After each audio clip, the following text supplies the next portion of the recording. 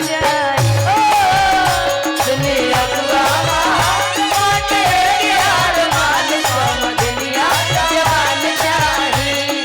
क्योंकि जब समझनिया जवान रहेगी तभी ना ही लोगों का मन लगता रहेगा जी। और ये लोग बोलेंगे, सब लोग जानते हैं क्या, मेरा दिल लूट लिया मिलके बलिया वालों ने, मेरा दिल लूट लिया मिलके साउंड वालों ने, गोरे गोरे गालों ने कल कल बालों ने, गोरे गोरे गालों ने कल कल बालों ने, मेरा दिल लूट लिया मिलके हुस्न वालों ने, मेरा दिल लूट लिया मिलके हुस्न वालों ने, गोरे गोरे गालों ने कल कल बालों ने, गोरे गोरे गालों ने कल कल बालों। सुनी अगुआ महान बाटे के अरमान समझनिया जवान चाहिए। सुनी अगुआ महान बाटे के अरमान समझनिया जवान चाहिए। लेकिन जितना पैसा हम लोग को बलिया वाला कार्यक्रम में मिला था आज उतना दिख नहीं रहा है। आज तो हमारा पर्स भी नहीं भरेगा। उस दिन तो हमको झोला लेकर के बोरा लेकर के देना पड़ा था, नरेंद्र भैया ने दिया था। आज लग रहा है सब बलिया पैसा छोड़ के आ गए हैं क्या आप लोग? हाँ अच्छा अच्छा, रात भर तो वो दिन में कार्यक्रम हो रहे थे। पहला कार्यक्रम थोड़े रात भर उस दिन भी हुआ था, लेकिन गजब आप लोग पैसा उड़ाए थे। आज बड़ा कंजूसी देखिए, खाली तनिष्क में भर के लाए हैं। पहले हमको लगा कि तनिष्क में लग रहा है सोना भर के लाए हैं।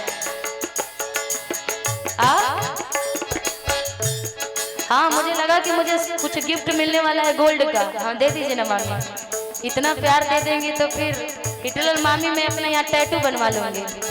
आप खुलवा लीजिए ना इनसे। आइए मैं खोल दूँ।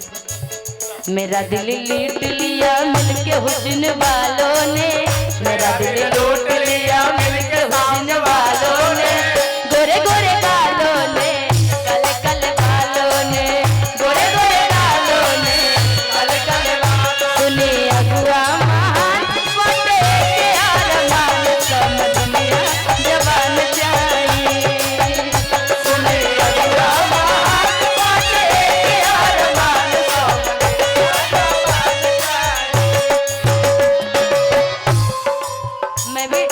मैं भी मामी दिल्ली ही रहती हूँ।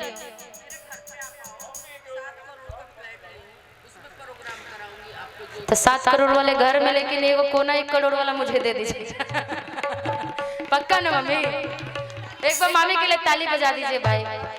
एक उसमें से एक टुकी कोना मेरे लिए भी दे दीजिएगा दिल्ली में। मैं भी इस बार आऊंगी तो मैं दिल्ली ही रहती हूँ। हाँ एक मकान ही दे दीजिए। ओ ना चाहे कूलर ना चाहे टीवी, बेटा ला चाहे हमके पढ़ल लिखल बीवी, बेटा ला चाहे हमके पढ़ल लिखल बीवी, बेटा ला चाहे हमके पढ़ल लिखल बीवी। ना चाहे कूलर ना चाहे टीवी, बेटा ला चाहे हमके पढ़ल लिखल बीवी, बेटा ला चाहे हमके पढ़ल लिखल बीवी, बेटा ला चाहे हमके पढ़ल लिखल बीवी। कि वो के रूप रूपवान चाही,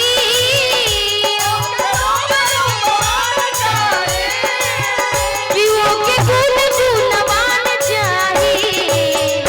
सुनी अगुआ महान बाटे है अरमान समझनिया जवान चाहिए। सुनी अगुआ महान बाटे के अरमान समझनिया जवान चाहिए।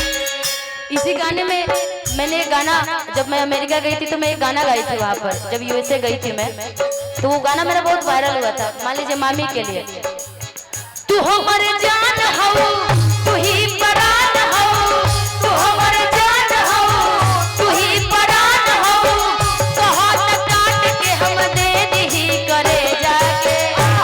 ए हिटलर मामी वो 7 करोड़ वाला घर के लिए कहत काट के हम दे दी करे जाके। आज के समय में कोई 1 रुपया देता ही नहीं है। मामी 7 करोड़ के घर में हमको एक कोना दे देंगे, कम बड़ी बात है भाई। 1 करोड़ का कोना बताइए, 7 करोड़ में 7 जगह कोना होगा, 1 करोड़ का कोना मेरे लिए हो जाएगा। बाप रे बाप, हम सोचेंगे हम 1 महीना कमाते तब 1 करोड़ कमाती। अच्छा एक मकान, गलत बात था, मुझे मकान मिलने वाला, कोना नहीं मिलेगा।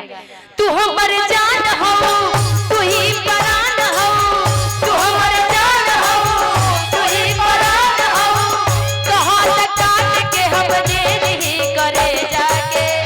ए मामी, यदि आपको हमसे प्यार होगा तो रख लीजिएगा, और नहीं तो गड़ा हमें फेंक ले जाके, ले जाके गड़ा हमें फेंक दिया, ले जाके, ले जाके गड़ा हमें फेंक दिया, ले जाके, ले जाके गड़ा हमें फेंक दिया, ले जाके। लेकिन विपक्षी पार्टी के लिए मामी आपने तो पैसा आगे दे दिया, विपक्षी पार्टी के लिए बोल रही है, तुम तो धोखेबाज हो, वादा करके भूल जाते हो, तुम तो धोखेबाज हो, वादा करके भूल जाते हो। रोज रोज तुम विपक्षी ऐसे करोगे, रोज रोज तुम विपक्षी ऐसे करोगे, हम जो रूठ जाएंगे तो हाथ मलोगे। तुम तो धोखेबाज हो, वादा करके भूल जाते हो, तुम तो धोखेबाज हो, वादा करके भूल जाते। लेकिन जितना बोलने के बाद भी यदि कोई ना उठे, विपक्षी तरफ से कोई पैसा लेकर के ना आए, तो जानते हैं उनकी किस्मत के लिए क्या कहते हैं, माल खत्म हो गया। हे भगवान, विपक्षी पार्टी के लिए बोलेंगे, थोड़ा कोट देते रहिएगा भैया। ओए निकाल कोट दे दी कि मेरे जागने से पहले हाय तेरी किस्मत, तेरे जागने से पहले हाय तेरी किस्मत, अरे सो जाती है, मैं देर करता नहीं, देर हो जाती है, मैं देर करता नहीं, देर हो जाती, मेरे जागने से पहले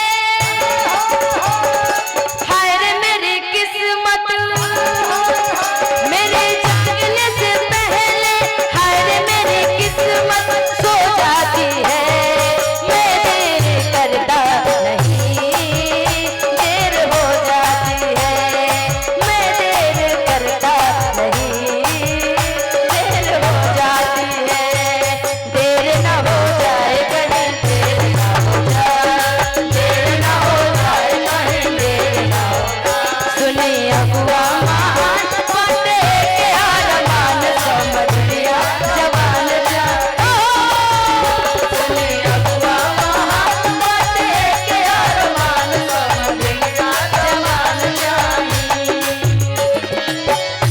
ना दहेज में सामान चाहिए,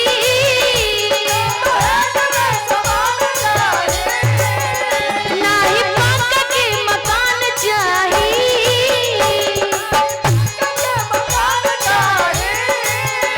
ना दहेज में सामान चाहिए, सुनी अगुआ महान बातें है अरमान समझ लिया जवान चाहिए, सुनी अगुआ महान बातें है अरमान समझ लिया